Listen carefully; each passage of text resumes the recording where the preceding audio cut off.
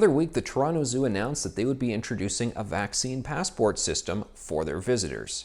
Now, when I first saw that headline, I didn't make too much of it because at the time there was news pretty much every hour about a different location announcing their respective policies, and it's become a thing now. You see a news headline about the policy for this or that place or this or that activity, so I just kind of filed it away in the back of my head. But I got to thinking, hold on a second.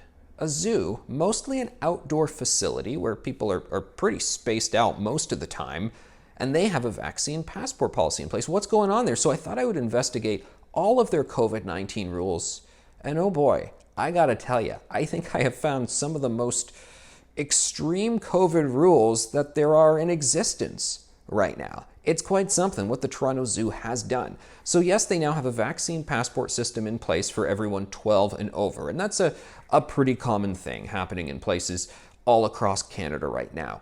One of the things that was interesting, though, was part of the rationale. What is the rationale for a vaccine passport system? Normally they talk about spreading it between adults, between humans, of course. Not so. Here's actually something on the Toronto Zoo website. They write that it is also important to understand that some of our animals are susceptible to COVID-19 illness, including gorillas, orangutans, tigers, and lions. We must do everything we can to protect our animals, and in particular endangered species, from developing illness due to COVID-19. I'm all for the tigers. I'm all for the lions. I wish them well. A vaccine passport system for 12-year-olds to protect the animals? Is this a thing? Is this happening at zoos all around the world? First of all, are animals catching COVID? Some are. There have been some deaths from it, but it doesn't seem to be a huge phenomenon. And I looked around at zoo policies, other zoos in Ontario, zoos in the United States, the Bronx Zoo, prominent zoos across America. Not a single one of them talks like this, that we need to bring in rules for the kids. The 12-year-olds must get vaccinated to protect the animals. It's one thing to say, we got to vaccinate the kids to protect the elderly.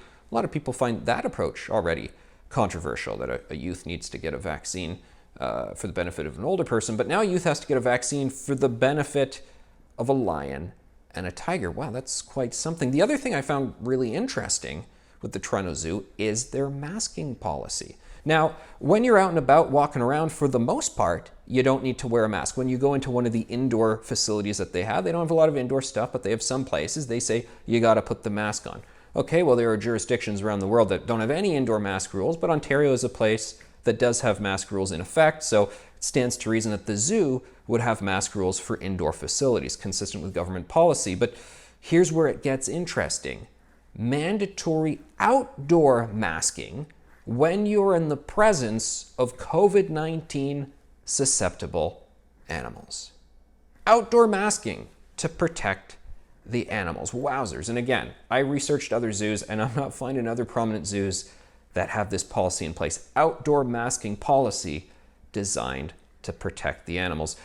A lot of infectious diseases experts say outdoor transmission, even between people, between humans, it's not really much of a thing that's happening. They don't find that many examples of it.